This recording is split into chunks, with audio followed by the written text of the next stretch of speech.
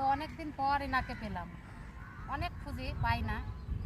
এত গরম আর এত রোদ, এই রোদের মধ্যে বসে আছে। তো মানুষের মাথায় কতটা কাজ না করলে এরকম রোদে বসে থাকে।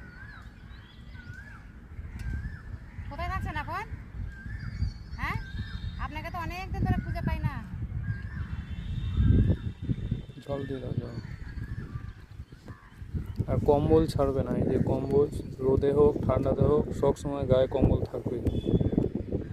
কম্বলগুলো মনে হয় ধুয়ে পরিষ্কার করেছে, করে মেলে রেখেছে। পুরো মাঠ, ফাঁকা মাঠ।